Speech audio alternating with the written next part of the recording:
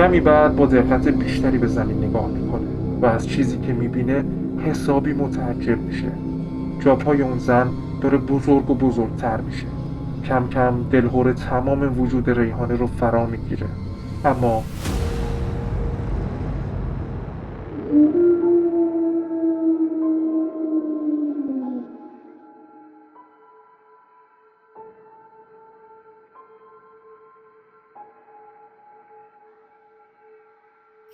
روایت امروز برمیگرده به 40 سال قبل انقلاب، زمستون سال 1310 هجری شمسی.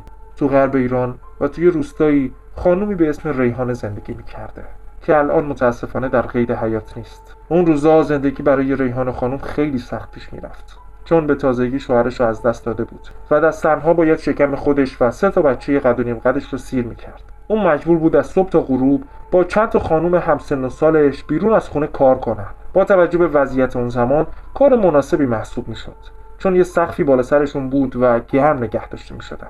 تا اینکه یه روز یکی از همکارا بهش خبر میده که محل کارشون عوض شده و از فردا باید به یک جای جدید برن. آدرس اونجا رو هم فقط خودش میدونسته. به خاطر همین با ریحانه خانم قرار گذاشت که فردا رأس ساعت 5 صبح دم خونه‌اش همدیگر رو ببینن تا با هم به محل کار جدید برن. ریحانه خانم با اینکه شناخت زیادی از همکارش نداشت، اما با توجه به سابقه کاری همکارش حرفشون میپذیره. فردای اون روز ریحانه خانم ساعت 4:30 صبح شال و کلاه کرده و کنار شومینه خونه منتظر رسیدن همکارش بود تا با هم به محل کار جدید برن. از خستگی زیاد داشته دوباره خوابش میگرفت که یهو در چوبی خونه به صدا در اومد. ریحانه یهو از خواب پرید، اما خودش رو جمع جور کرد و سراغ در رفت. در رو که باز کرد از سرمای هوا لرزید. تحت تاثیر برف و بوران بی سابقه‌ای که بیرون خونه در گرفته بود قرار گرفت. بعد از اینکه یه ذره چشماشو جمع کرد و با دقت بیشتری نگاه کرد، دید همون همکارش با سر و صورتی پوشونده و چهره نامعلوم منتظرشه تا با هم به محل کار برن. سلام یواشی کرد اما جوابی نشنید. بعدش در رو بست و پشت سر همکارش راه افتاد. برف بی سابقه‌ای بود. روی زمین تا مچ پاشون برف نشسته بود و به خاطر بوران میدان دیدشون هم محدودتر شده بود. به خاطر همینا ریحانه تصمیم گرفت برای اینکه گم نشه پاش جاپای همکارش بذاره و راه بره. یه ذره که از خونه دور میشن ریحانه حس بدی میگیره، چون این همکارش آدم به شدت پرحرفی بود، اما امروز یک کلمه حرف هم ازش نشنید. از طرفی هم خودش خیلی خجالتی بوده و بعد اینکه سر صبح بعد از سلام کردن از همکارش جوابی نشنید دیگه چیزی نگفت. کمی بعد با دقت بیشتری به زمین نگاه میکنه و از چیزی که میبینه حسابی متعجب میشه. جاپای اون زن داره بزرگ و بزرگتر میشه. کم کم دلهوره تمام وجود ریحانه رو فرا میگیره، اما بدون اینکه چیزی بگه به راهش ادامه میده. یه ذره که بیشتر راهو طی میکنن متوجه میشه جاپای همکارش 2-3 برابر جاپای خودش شده، در حالی که دقیقاً هم قد و هم هیکل خودشه.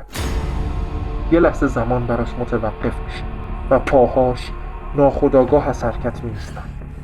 چند لحظه بعد یهو تمام هوش و حواسش رو جمع میکنه و هر چی زور داره به پاهاش منتقل میکنه و بدون به زبون آوردن حتی یک کلمه تا خونه با تمام سرعت میدوه.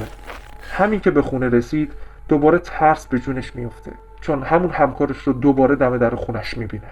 با این تفاوت که این بار اون صورتش رو نپوشونده بود و حتی هوا هم کمی صافتر شده و میتونه صورتش رو تشخیص بده. تو همین حال و هوا بود که یهو همکارش ریحانه رو بیرون از خونه میبینه. تعجب میکنه و صداش میزنه. صدای اون زن باعث میشه ریحانه به خودش بیاد و به اون سلام کنه، اما همچنان آثار ترس تو چهره و صداش مشخص بود. همکارش که متوجه این موضوع میشه با خنده ازش میپرسه چیه ریحانه، مگه جن دیدی؟ راستی بیرون خونه چی کار میکنی؟ که ریحانه تمام ماجرا رو براش تعریف میکنه. با شنیدن اتفاقی که برای ریحانه افتاده همکارش بهش گفت خدا رو شکر کن که اتفاقی برات نیفتاد و فرار کردی. اونی که داشتی پشتش میرفتی اصلا آدم نبوده، جن بوده و تو هم اولین کسی نیستی که این اتفاق براش افتاده. قبلا هم زنهایی بودن که صبح زود از خونه بیرون رفتن و هنوز خبری ازشون نیست.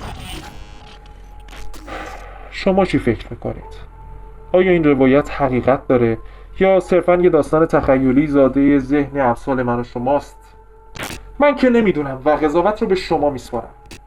اینجا ماه کامله من ماه کامل رو با هدف جمع‌آوری داستان‌هایی با موضوعات وحشت‌انگیز و خوفناک مثل موجودات ماورایی چون اجنه و ارواح راه اندازی کردم.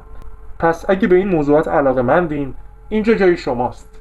اگرم شما یا دوستانتون تجربه‌هایی تو این زمینه‌ها دارید، حتما با ما به اشتراک بگذارید تا موضوع ویدیوی بعدی ما داستان شما باشه. و در آخر، اگه میترسید، اینجا جای شما نیست.